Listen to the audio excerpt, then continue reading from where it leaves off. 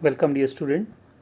In the next lesson that is about the systematic of living organisms, we'll start with the 2.13 that is about the kingdom Monera, salient features of 5 kingdoms. So here total 5 kingdoms are there, that is the kingdom Monera is there, Protista is there, Plantae is there, fungi and the Animalia. So this you have learned in the your school level, maybe in the 9th standard, about the 5 kingdoms of classification.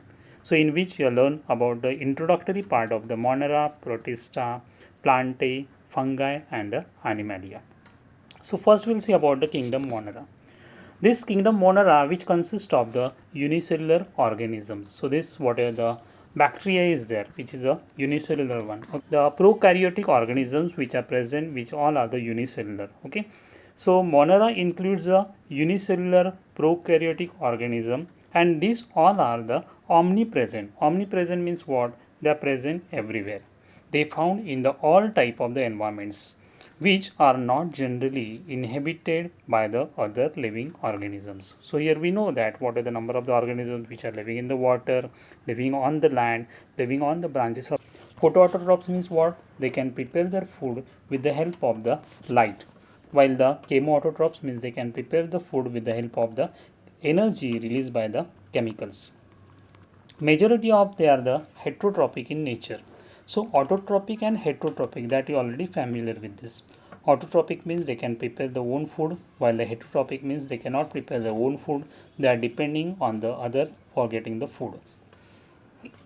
So here these organisms do not have well defined nucleus, as well as number of the cell organelles are there which are absent. If you observe that in this the DNA is there, which is a simple double stranded circular single chromosome, which called as a nucleoid. So in this what are the diagram, you can clearly get the idea about this. Smaller circular molecules of the DNA are the extra chromosomal, the genetic materials which are present in this. They are called what is called the plasmids. So they are called as a plasmids, which are often present. Cell wall is there, which is made up of the peptidoglycan. Also, it is called as a murin, which is a polymer of the sugars and the amino acids. Now here in this, if you'll observe that just now I said that it shows the absence of the cell organelles. So which cell organelles are absent? So in this the cell organelles which are absent, they are the mitochondria is there, chloroplast is there, endoplasmic reticulum is there. So in this diagram you can get the clear idea. Here the mitochondria, chloroplast, endoplasmic reticulum, as well as the number of other cell organelles which are absent in this type of the organisms. If you observe that in some of the eukaryotic cells, the ribosome which are of the bigger size. So here it is a smaller size. The mode of the reproduction in the Monera is asexual. So asexual by what? By the either binary fission or by the budding. So binary fission means what? From one cell, here it gives a two cells. So each cell survive as a new organism. While the another one budding is there, budding in which the small bud which is get arise, and from that when the bud gets separate from the body of the parental cell, that bud survive as a new organism. While some are there, very rarely sexual reproduction we observe in the some of the organisms, where the process called as a conjugation method. So conjugation method means two strains are there. One is the positive strain, other is the negative strain. Means two type of the filaments are there, we can say. So which are the joined together, which get conjugate, and where the sexual reproduction takes place. Morphological, if you observe that morphologically bacteria are categorized into 4 groups. So which are that 4 groups are there? One is the coccus.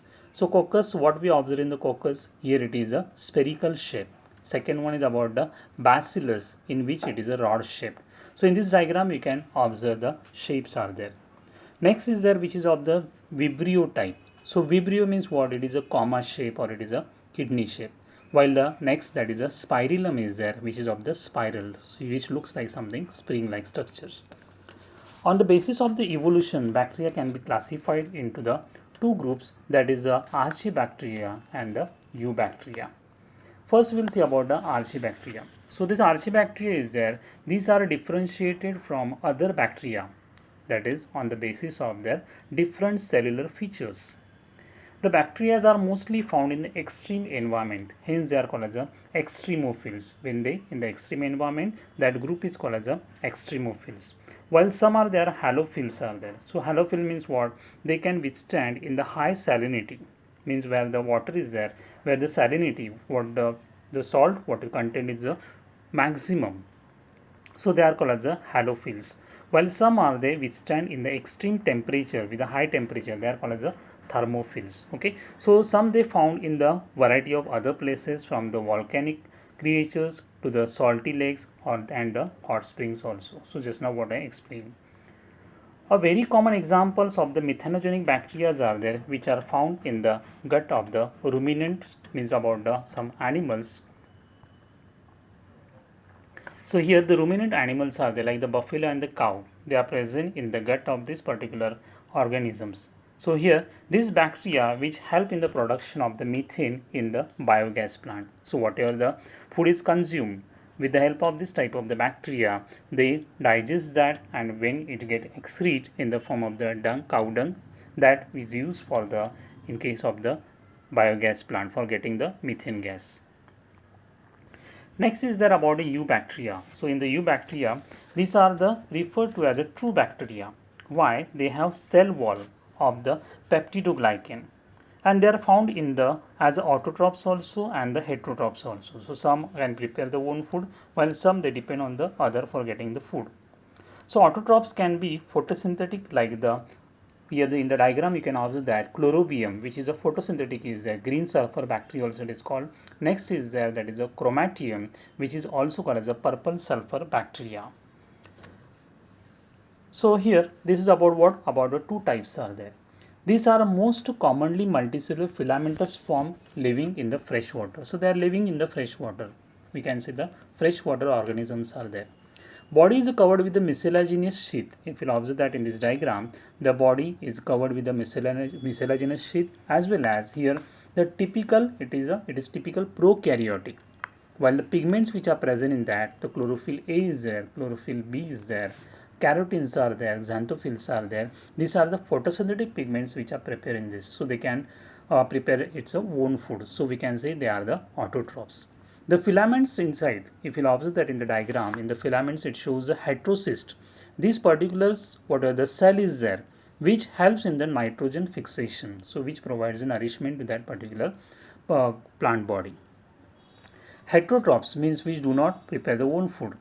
They are most abundant, and some of them they are the decomposers, and known as for the breaking down of the large molecule in a simple molecule or the mineral form.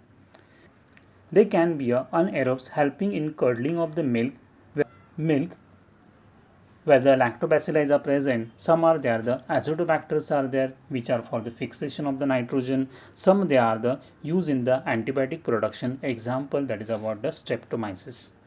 Some are composting and degrading oil. Some where some of them are the pathogens also. For example, they causes a number of the diseases like the typhoid, cholera, tuberculosis, as well as the tetanus, etc. So next group about the mycoplasma. What we observe in this, these are the smallest of the living forms. They do not have cell wall. So in the previous one, what we observed, they show the presence of the cell wall. In the mycoplasma, here the cell wall is absent. Many forms are the pathogenic, so they are making the they are pathogenic to number of other organisms. They are found resistance to the common antibiotics due to the absence of cell wall. As the cell wall is absent, they show the resistance to the number of the antibiotics. Next group we'll see about the Protista. So kingdom Protista. So from the Monera, the Protista is get evolved. So if you'll see the evolutionary, what the relationships are there, in which the previous one, that is the most primitive one, which is the unicellular prokaryote is there, and from that the unicellular eukaryote which are evolved, that are the kingdom Protista. So kingdom Protista group of the cells are there, which are showing the eukaryotic cells. They are unicellular organisms with a link with the eukaryotic kingdoms like the plantae, fungi, and the animalia. So next group from that we get, that is about the kingdom plantae, kingdom fungi, and kingdom animalia.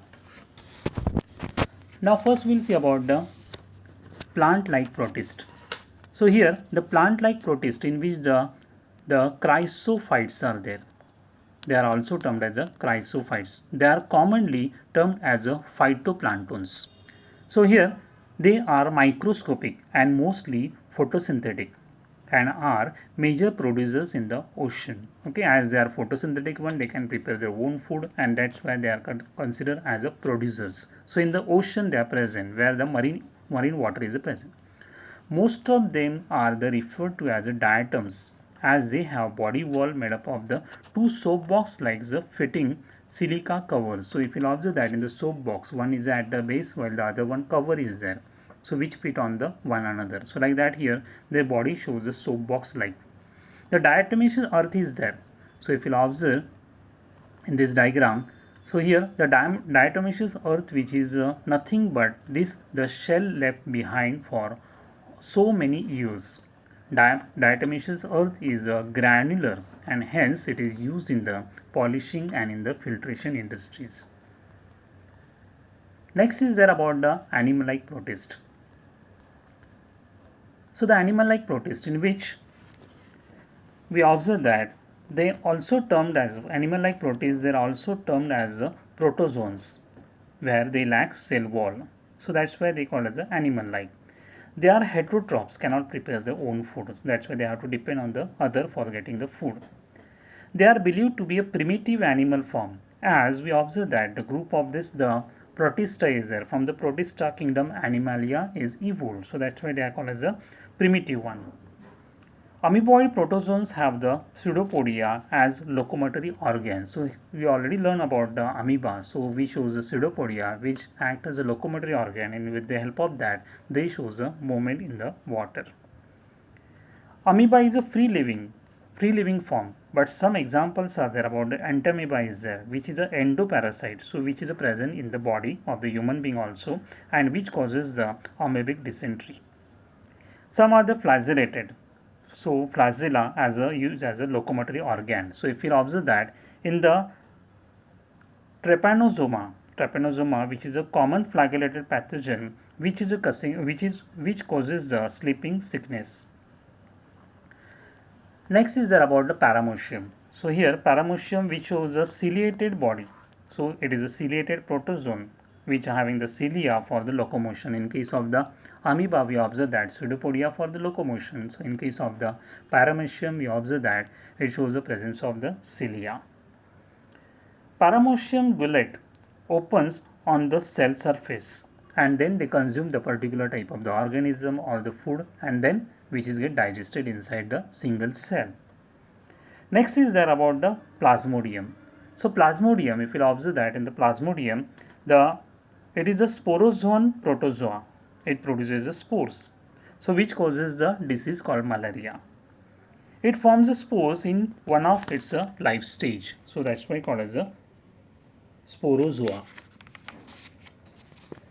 Next is that is about the dinoflagellates. So the dinoflagellates are there. If you observe in this diagram, you can get a clear idea. Here they are the aquatic, mostly they are marine, while some are there in the fresh water. They are photosynthetic, as they show the presence of what? Presence of the photosynthetic pigments. Cell wall is there, which is made up of the cellulosic stiff plates. They possess a pair of the flagella, that is for the locomotion. They have wide range of the photosynthetic pigments, which are of the different colors. So here in the diagram, you can get a clear idea. It is of yellow, green, brown, blue, and the red colors. So in this diagram, you can observe that there is a red tide is there in the sea water. Next is there that is about the fungi-like protists. So they are belong to the myxomycetes. These are the saprophytic organisms found on the decaying leaves. So if you observe that in the diagram, so what is the decayed leaf is there, on that we can observe this particular fungi is present. Their cells aggregate to form a large cell mass called as a plasmodium. But this plasmodium is totally different. It is not the plasmodium which causes the malaria. The spores which are produced by this plasmodium are very tough and survive even very harsh conditions. Next we'll go to the euglenoids. So here specialty about the euglenoids are there. They lack cell wall but have a tough covering of proteinaceous pellicle. They possess the two flagella. So in the diagram you can clearly get the what the flagella is present, but the one flagella is a longer one while the other flagella is a shorter one. So which is used for the locomotion. They behave the heterotrophs in the absence of the light, but possess the pigments. So similar that of the higher plants for the photosynthesis. So here in the presence of the light they shows the photosynthesis, while in the absence of the light they act like the animals. So which shows the common characters of the plants and the animal. In the next video we'll see about the kingdom Plantae as well as kingdom Fungi and the kingdom Animalia. Okay, thank you.